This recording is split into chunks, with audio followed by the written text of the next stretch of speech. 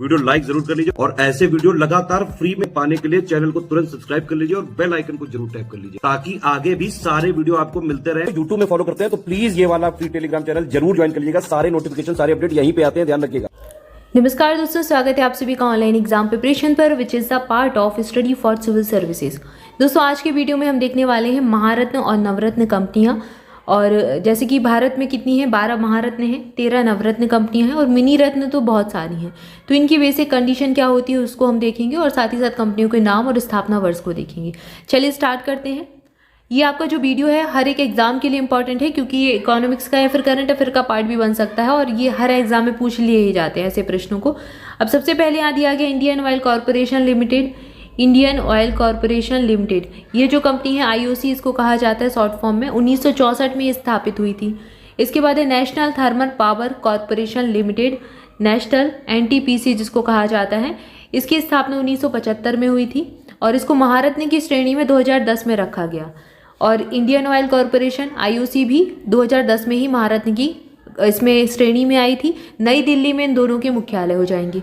अगली कंपनी है oil and natural gas corporation, oil and natural gas corporation ONGC जिसको कहा जाता है शॉर्ट फॉर्म में। तो ओएनजीसी 1956 में स्थापित हुई थी, 2010 में इसको भी महारत्न की श्रेणी में रखा गया और देहरादून में इसका मुख्यालय है। अगली कंपनी है steel authority of India limited, इसको सेल कहा जाता है शॉर्ट फॉर्म में। सेल की स्थापना 1973 में हुई थी, 2010 में इसको श्रेणी में रखा गया महारत्न की और नई दिल्ली में इसका मुख्यालय है। अब स्टार्टिंग की चारों कंपनियां 2010 में महारत्न बनी, 3 का मुख्यालय नई दिल्ली में है, केवल याद कर लीजिए ओएनजीसी का मुख्यालय देहरादून में है। अब इनकी स्थापना वर्ष अलग अलग है तो इसको थोड़ा सा याद करना पड़ेगा। सबसे पहले आईओसी आया, इंडियन ऑयल कॉरपोरेशन लिमिटेड, उसके बाद एनटीपीसी 1975 में और फिर इसके पहले भी इसके और ही पहले ओएनजीसी था 1956 में और 1973। ये 75 और 73 आसपास हैं तो ओएनजीसी और सेल ये आसपास के हैं, 2 वर्ष के अंतर पर। इसके बाद 1975 में ही कोल इंडिया लिमिटेड की स्थापना हुई, CIL कोल इंडिया लिमिटेड, ये 1975 में स्थापित हुआ। 2011 में इसको महारत्न की श्रेणी का दर्जा दिया गया और कोलकाता में इसका मुख्यालय हो जाएगा। इसके बाद है Bharat heavy electric limited, Bharat heavy electric भेल जिसको कहा जाता है। भेल जो कंपनी है ये 1964 की है, 1964 में स्थापना की गई थी। ये MPPSC में प्रश्न पूछा जा चुका है। ऐसे आयोग प्रश्न ऐसे पूछते हैं कि कब किसको स्थापित किया गया था। 2013 में महारत्न की श्रेणी मिली इसको और नई दिल्ली में इसका मुख्यालय है। इसके बाद है गेल इंडिया लिमिटेड, इसकी स्थापना 1984 में हुई, 2013 में इसको महारत्न का दर्जा दिया, नई दिल्ली में इसका मुख्यालय है। Bharat petroleum corporation limited, Bharat petroleum corporation limited BPCL, इसको 1977 में महारत्न का दर्जा मिला और 2017 में महारत्न की श्रेणी में का दर्जा मिला। 1977 में स्थापित किया गया था, मुंबई में इसका मुख्यालय है, थोड़ा सा उल्टा हो गया था। इसके बाद अगला दिया गया है हिंदुस्तान पेट्रोलियम कॉरपोरेशन लिमिटेड। तो Hindustan petroleum corporation limited HPCL 1974 में इसको स्थापित किया गया, 2019 में महारत्न का दर्जा दिया गया, मुंबई में इसका भी मुख्यालय है। अगला है power grid corporation of India limited, 1989 में स्थापित हुई, 2019 में दर्जा मिला महारत्न का, गुरुग्राम हरियाणा में इसका मुख्यालय हो जाएगा। पावर फाइनेंस कॉरपोरेशन लिमिटेड ये 1986 में स्थापित हुआ था, 2021 में इसको दर्जा मिला महारत्न का और दिल्ली में इसका मुख्यालय है। इसके बाद है REC लिमिटेड 1969 में स्थापित हुआ था, 2022 में इसको महारत्न का दर्जा मिला और नई दिल्ली में स्थापित है, नई दिल्ली में इसका मुख्यालय हो जाएगा। तो अधिकांश तौर पर नई दिल्ली में मुख्यालय है, उसके बाद कुछ देहरादून, कोलकाता, 2 के मुंबई में हो जाएंगे और ये दिल्ली में है, ये गुरुग्राम में है। तो इसको थोड़ा सा याद कर लें, इनके स्थापना वर्ष याद रखने हैं और अभी लेटेस्ट वाला तो बिल्कुल सारी चीज़ें याद रखें। 1969 में REC, क्योंकि अभी ही इसको स्थापित किया गया तो पूछ सकते हैं। महारत्न का दर्जा भी 2022 में ही मिला है, पिछले साल ही, ठीक है। इसके बाद इसके मानदंड क्या होते हैं, किस आधार पर महारत्न का दर्जा मिलता है। तो नवरत्न का दर्जा प्राप्त हो तो ये सारी कंपनियां पहले नवरत्न रही होंगी।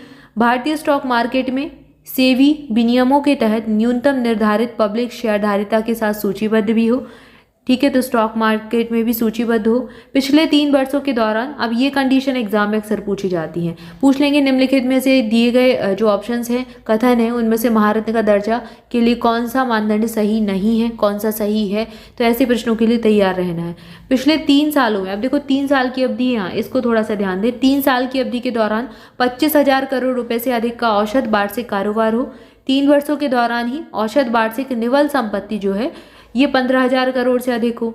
और पिछले 3 सालों के दौरान ही 5,000 करोड़ रुपए से ज़्यादा का कर पश्चात औसत वार्षिक शुद्ध लाभ हो। तो जो आपकी शुद्ध लाभ है, शुद्ध प्रॉफिट है, वो 5,000 करोड़ से ज़्यादा हो। और महत्वपूर्ण वैश्विक उपलब्धि हो और अंतर्राष्ट्रीय प्रचालन, मतलब कहीं पर इंटरनेशनल भी, मतलब भारत से बाहर भी कहीं पर उसका संचालन हो रहा हो, उसकी ब्रांचेज हो, तो ही महारत्न का दर्जा मिलेगा। इसके बाद 13 नवरत्न कंपनियां हैं। कौन कौन सी है? महानगर टेलीफोन लिमिटेड, निगम लिमिटेड 1986 की है। Bharat electronic limited 1954, Hindustan aeronauticals limited 1940, Rashtriya Khanij Vikas Nigam limited 1958, shipping corporation of India limited 1961, national aluminium company limited 1981 और national buildings construction corporation limited, ये 1960 की है। इसके बाद है नेवेली लिग्नाइट कॉरपोरेशन लिमिटेड 1956 की, 1956 की है। ऑयल इंडिया लिमिटेड हो जाएगी। अब यहाँ पर ऑयल इंडिया लिमिटेड और कोल इंडिया लिमिटेड, इस पर कन्फ्यूज़ नहीं होना है। तो ये ऑयल इंडिया लिमिटेड, इन दोनों के बारे में बहुत पूछा जाता है। OIC ये आपकी हो जाएगी OIL, ये आपकी 1959 की है। राष्ट्रीय इस्पात निगम लिमिटेड 1982 और engineers India limited 1965, container corporation of India limited 1988 में इसकी स्थापना हुई और NBCC इंडिया लिमिटेड 1960 में इसकी स्थापना हुई। ये सब महारत्न कंपनियां नहीं हैं, नवरत्न कंपनियां हैं। महारत्न कंपनियों को याद रख लें, 12 संख्या हो चुकी है अब, तो उनके नाम अच्छे से याद कर लें। उसके बाद नवरत्न भी थोड़ा सा याद रखनी है, क्योंकि आपसे पूछ सकते हैं निम्नलिखित दी गई कंपनियों में कौन सी नवरत्न नहीं है, कौन सी महारत्न नहीं है, कौन सी महारत्न है, तो मिक्स करके दे देंगे। तो दोनों को थोड़ा सा अलग अलग करके याद कर लें। अब कंपनियां कौन सी हैं जो महारत्न बनाई जा सकती हैं? लोक उद्यम जो मिनी रत्न एक अनुसूची का है और जिन्होंने पिछले 5 सालों में 3 में उत्कृष्ट अथवा बहुत अच्छा MOU रेटिंग प्राप्त की है, जिनका 6 चयनित कार्य निष्पादन सूचकों में कार्य निष्पादन का संयुक्त अंक 6, 60 या फिर उससे ज़्यादा है, नवरत्न का दर्जा दिए जाने के लिए पात्र होंगी। तो पहले से मिनी रत्न का दर्जा मिला हो और इस सूची के अंतर्गत उत्कृष्ट या फिर बहुत अच्छा MOU रेटिंग उसको मिले और कार्य निष्पादन की संयुक्त अंक जो हैं वो 60 हों, मतलब सूचक और जो निष्पादन है, जो कार्य है, उसका संयुक्त अंक, जो एक मैपिंग होती है, एक आपके जो सूचकांक निकलते हैं, तो उनमें अच्छी रेटिंग होनी चाहिए। केंद्रीय सरकारी लोक उद्यमों को मिनी रत्न का दर्जा प्रदान करने के लिए मानदंड क्या होते हैं? तो श्रेणी 1 की स्थिति में वे CPSEG, मतलब कि जो CP सेज होता है, सेज, इसके तहत गत 3 वर्षों में निरंतर लाभ अर्जित किया हो। 3 सालों तक आपकी वो जो कंपनी है वो लॉस में ना गई हो, प्रॉफिट में ही गई हो। इन 3 सालों में से कम 1 साल में 30 करोड़ रुपए या फिर इससे ज़्यादा का कर पूर्व लाभ अर्जित किया हो और निवल मूल्य सकारात्मक रहे, मतलब ये आपका जो निवल मूल्य है ये पॉजिटिव होना चाहिए, तो मिनी रत्न 1 का दर्जा मिल जाएगा। मिनी रत्न 2 की श्रेणी में कौन से आएंगे? जिन्होंने 3 सालों में निरंतर लाभ अर्जित किया हो, निवल मूल्य उनका भी पॉजिटिव हो और वो मिनी रत्न 2 के दर्जा प्राप्त कर सकते हैं। अब यहाँ पर ये कम से कम 1 साल में 30 करोड़ रुपए या इससे ज़्यादा, ये वाली कंडीशन यहाँ पर नहीं है। ठीक है, तो ये हो जाएगी मिनी रत्न की कंडीशन। नवरत्न हमने देख लिया और महारत्न देख लिया। बहुत ही इंपॉर्टेंट टॉपिक है, इसलिए आप कोई भी एग्जाम देने वाले हैं उसको जरूर देख लें अच्छे से। और कुछ चीज़ें हैं जैसे इनको याद भी करना है, तो इनको याद भी कर लें। आई होप जानकारी अच्छी लगी होगी। वीडियो अच्छा लगा है तो जल्दी से लाइक कर दें, चैनल को सब्सक्राइब भी कर लें। मोर अपडेट के लिए टेलीग्राम ग्रुप ज्वाइन कर सकते हैं। Study for civil services application launch हो चुका है, तो अगर आपने इंस्टॉल नहीं किया है अभी तक तो इंस्टॉल जरूर कर लें और अपने एग्जाम की तैयारी शुरू करें study for civil service application के साथ। Thank you for watching this video. मिलेंगे नेक्स्ट वीडियो में। Thank you so much.